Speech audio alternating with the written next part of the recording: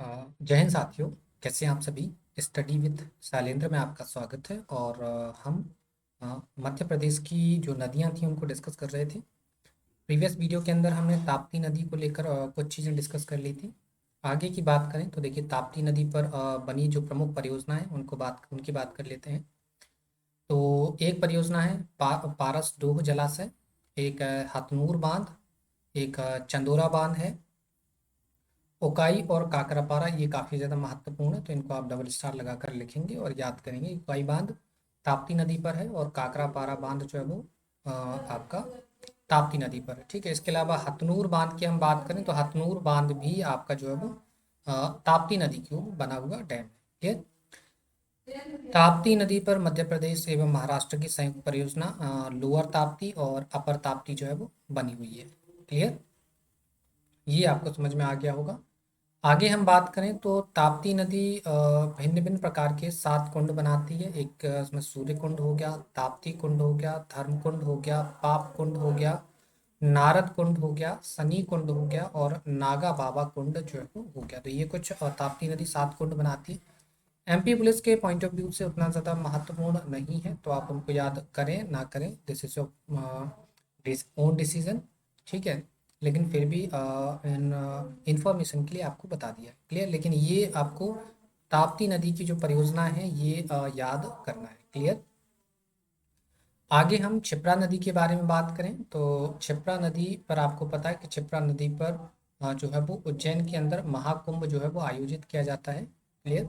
वैसे हमने कुंभ को लेकर कुछ चीज़ें आपको वैसे बताई हुई थी कि पूरे भारत में 3 जगह, एक तो आपका उज्जैन, दूसरा आपका प्रयागराज और तीसरा आपका हरिद्वार। इन 3 जगह जो है आपका कुंभ लगता है। क्लियर। क्षिप्रा जो उज्जैन है वो क्षिप्रा नदी किनारे है, तो उज्जैन में क्षिप्रा नदी के किनारे कुंभ लगता है, जबकि प्रयागराज में गंगा नदी के किनारे जो है वो कुंभ लगता है और हरिद्वार में भी गंगा नदी के किनारे ही जो है वो कुंभ का आयोजन होता है। और ये कुंभ को अब कुंभ नहीं बोला जाता है, महाकुंभ बोला जाता है। तो ये आपको सही तरीके से इसको करना है। ठीक है। महाकुंभ, अब कुंभ को महाकुंभ बोला जाता है, तो ये आपको याद रखना है। क्लियर। इसके अलावा क्षिप्रा की हम बात करें तो क्षिप्रा नदी को जो है वो मालवा की गंगा कहा जाता है। मालवा की गंगा जो है वो कहा जाता है। ये आप इसको याद रखेंगे। ठीक। क्लियर। आगे अगर हम बात करें तो क्षिप्रा नदी इंदौर की काकरी बरडी पहाड़ी से निकलती है। ठीक है। यहाँ पर अगर आपको नहीं दिख रहा है तो ये यहाँ पर लिख देते हैं उद्गम। उद्गम, उद्गम क्या है इसका? काकरी बरडी पहाड़ी, यहाँ से जो है वो निकलती है। और इसका अगर हम मुहाना देखना चाहें कि मुहाना कहाँ है, तो इसका जो मुहाना है वो चंबल नदी है। ठीक। तो क्षिप्रा नदी जो है वो चंबल नदी में अपना जल गिरा देती है। टोटल डिस्टेंस काफ़ी छोटी नदी है। अगर लेंथ की बात करें, इसकी लेंथ कितनी है, तो इसकी लेंथ काफ़ी कम है। इसकी लेंथ 195 किलोमीटर इसकी जो है वो लेंथ होती है। क्लियर, ये आपको समझ में आ गया है। राइट। क्षिप्रा नदी उज्जैन देवास में बहती है और मंदसौर में अपना जल जो है वो गिरा देती है। मंदसौर की अगर हम बात करें तो मंदसौर में आपको पता होगा, मंदसौर में एक जगह है दसपुर, और दसपुर में जो है वो रावण की पूजा होती है। किसकी पूजा होती है? रावण की पूजा होती है। तो ये प्रश्न काफ़ी ज़्यादा पूछा जाता है कि रावण की पूजा कहाँ होती है, तो मंदसौर के अंदर दसपुर में रावण की पूजा होती है। क्लियर हो गया। क्षिप्रा नदी के कुछ प्रमुख पर्यटक स्थल की हम बात करें तो महाकालेश्वर मंदिर जो कि उज्जैन के अंदर है, और भारत का एकमात्र ऐसा ज्योतिर्लिंग है, जो 12 ज्योतिर्लिंग है उनमें एकमात्र ऐसा ज्योतिर्लिंग है जो दक्षिण मुखी ज्योतिर्लिंग। क्लियर। इसके अलावा देवी हरि सिद्धि का मंदिर है, मंगलनाथ मंदिर है, इसके ऊपर से कर्क रेखा गुजरती है, ये आप याद रखेंगे। जंतर मंतर जो कि उज्जैन के अंदर है, राजा जयसिंह द्वारा बनवाया गया था 1719 के अंदर। भारत के अंदर अगर आप देखें तो टोटल 5 जगहों पर आपको जंतर मंतर जो है वो दिखाई देंगे, जिसमें 5 जगह कौन सी हैं यहाँ पर लिख देते हैं, दिख नहीं रहा होगा। तो पहली जो है वो आपका दिल्ली हो गया, दूसरा वाराणसी हो गया, ठीक। तीसरा अगर हम बात करें तो जयपुर हो गया। नेक्स्ट बात करें तो मथुरा हो गया। और उसके आगे बात करें तो आपका उज्जैन हो गया, जिसकी हम बात कर रहे हैं, ठीक है। क्लियर। इसके अलावा आगे आगे बात करें तो द्वारकाधीश गोपाल मंदिर उज्जैन के अंदर है। द्वारकाधीश गोपाल मंदिर नगर का दूसरा सबसे बड़ा मंदिर है। पहला जो मंदिर है वो आपका कौन सा है? पहला मंदिर जो है वो महाकालेश्वर का मंदिर है, और दूसरा सबसे बड़ा मंदिर जो है वो आपका द्वारकाधीश मंदिर हो जाएगा। इस मंदिर का निर्माण जो है वो दौलत राव सिंधिया की धर्म पत्नी, जिनका नाम है बाईजाबाई, इन्होंने करवाया था 1844 के अंदर। तथा 1852 में यहाँ पर जो है वो मूर्तियों की स्थापना करवा दी गई थी दौलत राव सिंधिया की धर्मपत्नी बाईजाबाई के द्वारा। अगला मंदिर है कालिया देव मंदिर, जो कि उज्जैन के अंदर है, और 1458 में इसको मोहम्मद खिलजी ने इसका निर्माण करवाया था। क्लियर। 15वीं शताब्दी में मांडू के सुल्तान नासिरुद्दीन खिलजी ने मूल स्थान को तोड़ फोड़ कर कालिया देह महल बनवा दिया था, ये आप याद रखेंगे। क्लियर। तो छोटे छोटे पॉइंट्स हैं ये, अगर आपको दिख रहा होगा तो यहाँ नहीं दिख रहा है तो लिख देते हैं। 15वीं शताब्दी में मांडू के सुल्तान नासिरुद्दीन खिलजी ने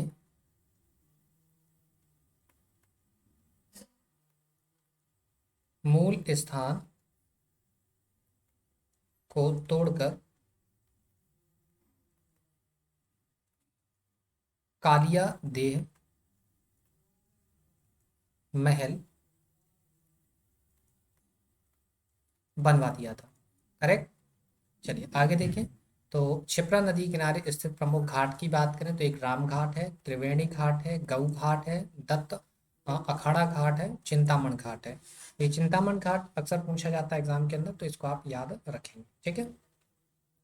आगे हम बात करें तो उज्जैनी गांव से नर्मदा क्षिप्रा लिंक परियोजना प्रारंभ की गई है, जिसका शिलान्यास 29 नवंबर 2012 को जो है वो किया गया था, ठीक। क्लियर। यहाँ पे लिख देते हैं नर्मदा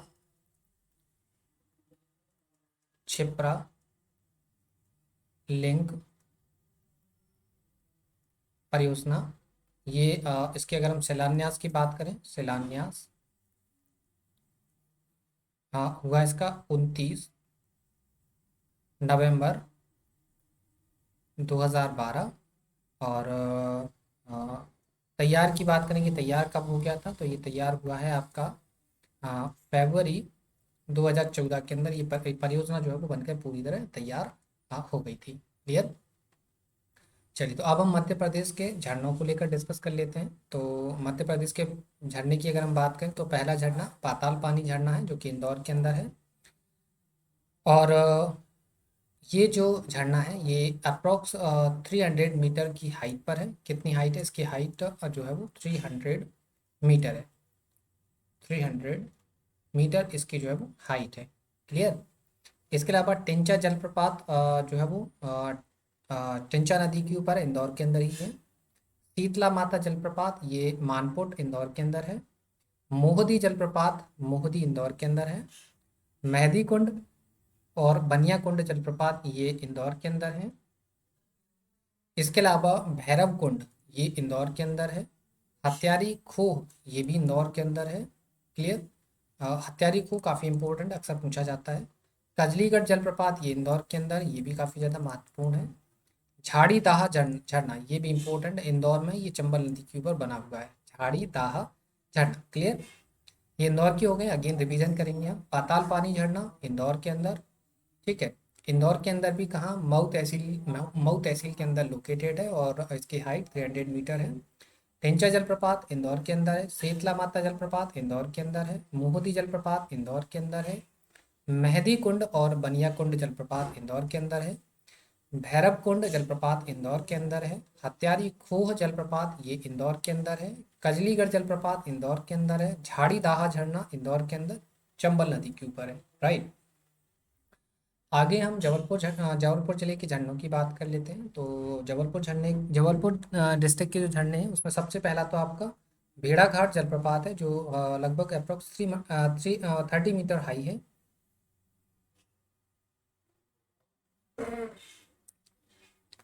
इसकी जो हाइट है वो कितनी है, 30 मीटर है। धुआंधार जलप्रपात कौन सी रिवर बनाती है, ये भी आपके लिए इंपॉर्टेंट प्रश्न है। तो ये नर्मदा रिवर जो है वो बनाती है। क्लियर, कौन सी रिवर बनाती है, नर्मदा रिवर जो है वो इसको बनाती है। क्लियर। छतरपुर जिले के झरनों की अगर हम बात करें तो एक तो रने फॉल हो गया, ये रने फॉल लिखा हुआ है।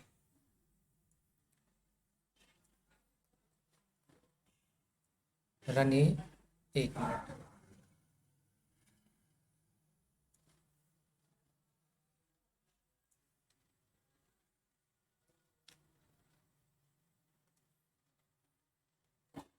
रने फॉल। ठीक।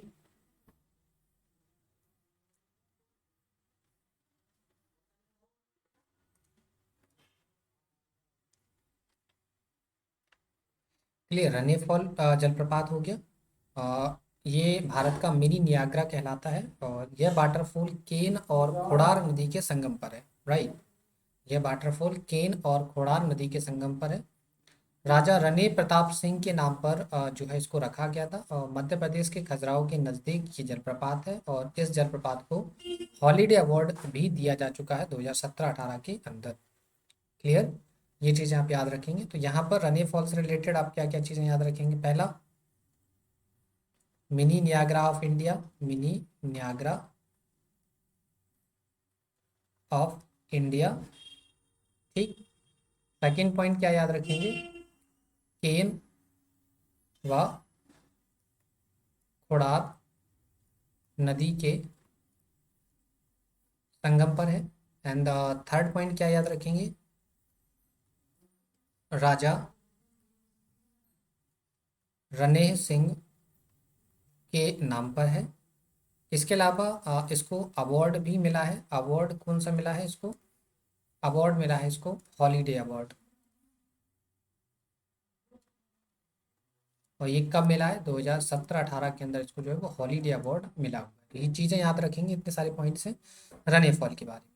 क्लियर। ठीक है, रने सिंह नहीं, रने प्रताप सिंह, जस्ट 1 मिनट, यहाँ पर थोड़ा सा ये मिस्टेक हो गई है। रने प्रताप सिंह। क्लियर। चलिए तो आगे आ जाए, हम आगे बात करें तो पन्ना जिले के झरनों की बात कर ले तो इसमें पांडव झरना है, 30 मीटर ऊंचा है, जो कि ओढ़ा नदी के ऊपर है। ठीक है, ओढ़ा नदी, ओढ़ा नदी। ठीक है, ओढ़ा नदी जो कि केन की सहायक नदी है।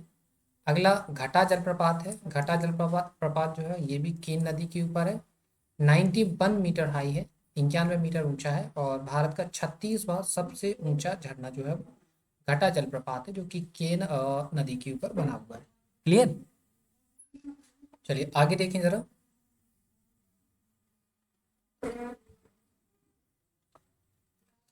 यहाँ आपको कुछ चीजें नजर नहीं आ रही होंगी तो इसको यहाँ लिख देते हैं। रीवा के झरने, रीवा के झरने। तो रीवा के झरनों की बात करें तो एक तो आपका है पूर्वा झरना, रीवा के अंदर है और ये जो है वो टोंस नदी के ऊपर है, टोंस नदी पर है।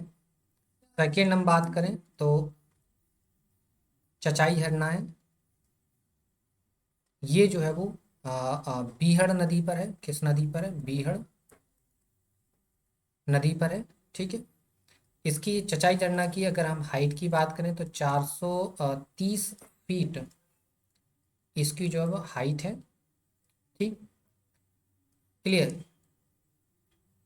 और 2015-16 तक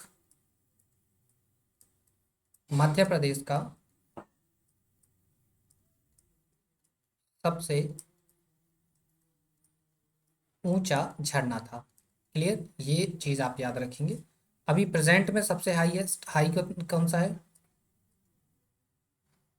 सर्वाधिक ऊंचा जलप्रपात की बात करें तो मध्य प्रदेश का, यहाँ पे क्वेश्चन के रूप में लिख सकते हैं, मध्य प्रदेश का सर्वाधिक ऊंचा झरना। तो मध्य प्रदेश का सर्वाधिक ऊंचा झरना जो है वो कौन सा है आपका, वो है आपका चचाई जल प्रपात। चचाई जलप्रपात जो कि आपका कितना है, 650 फीट।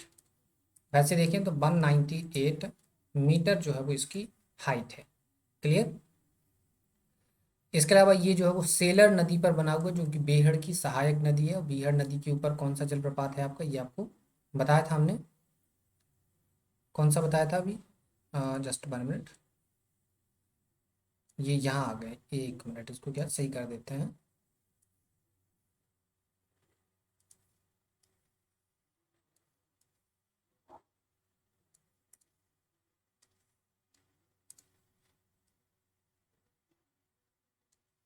ठीक, ये रीवा के झरने हो गए। क्लियर। चलिए आगे देखें जरा। आगे देखिए तो आगे आपका कौन सा हो जाएगा।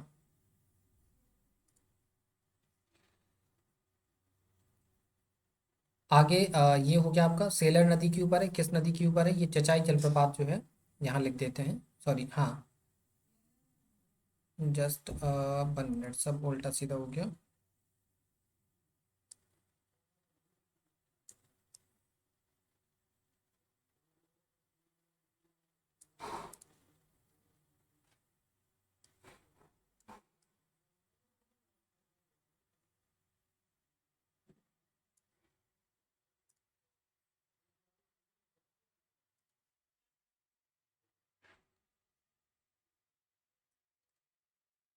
ठीक है, थोड़ा सा ये हो इधर उधर हो गया है, बाकी इसको देख लीजिएगा, बाकी आपको समझ में तो आ ही गया है।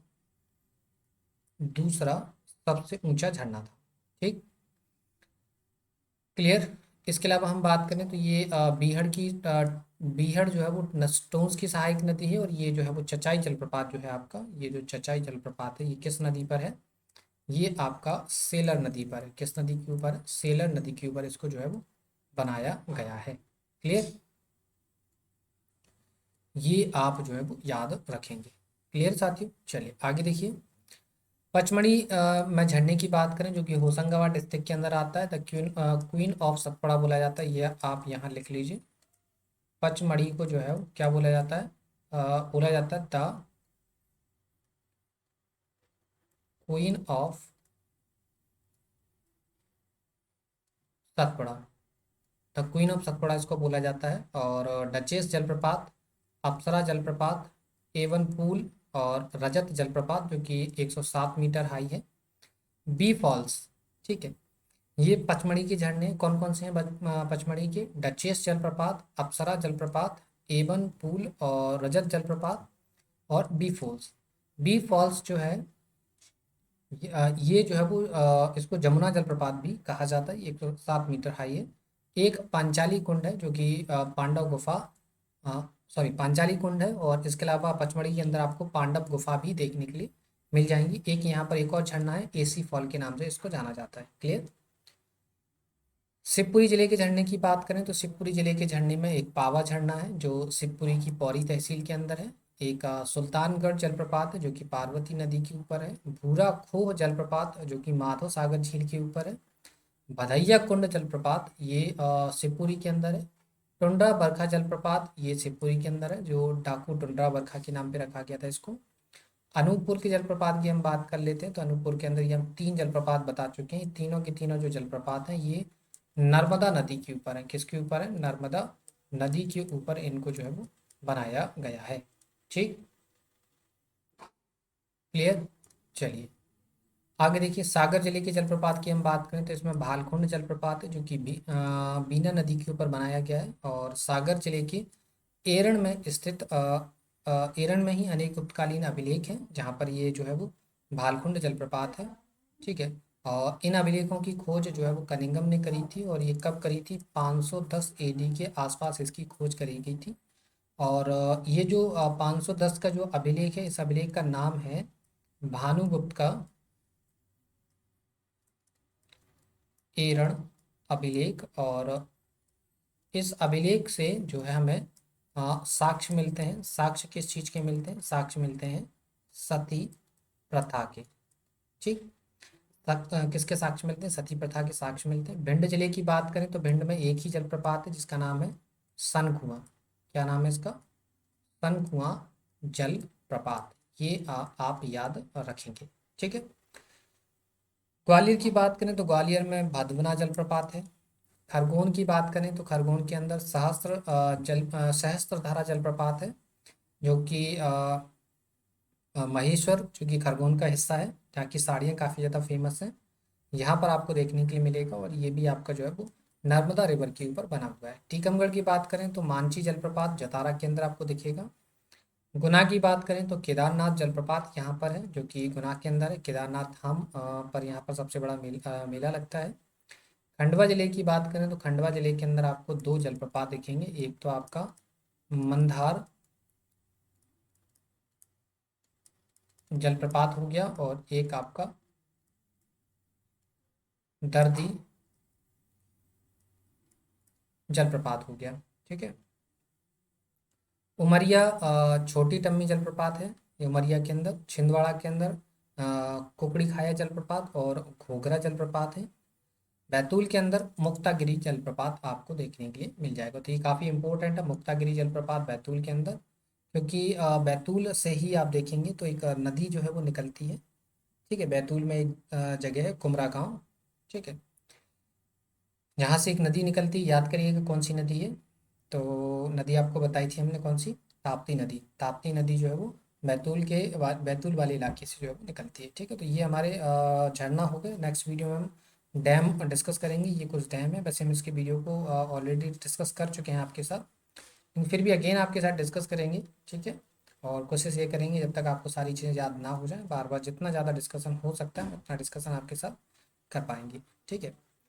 आपको अगर पीडीएफ चाहिए तो आप हमारे टेलीग्राम चैनल को ज्वाइन करिए। लिंक वीडियो के डिस्क्रिप्शन में, लिंक टेलीग्राम लिंक कहाँ है, आपको वीडियो के डिस्क्रिप्शन में जो है वो देखने के लिए मिल जाएगी, ठीक। वीडियो पसंद आए तो वीडियो को लाइक शेयर ज़रूर करना है, और चैनल को सब्सक्राइब तो ज़रूर कर लेना है, ठीक है। तो फिर मिलते हैं आपसे नेक्स्ट वीडियो में, तब तक के लिए धन्यवाद।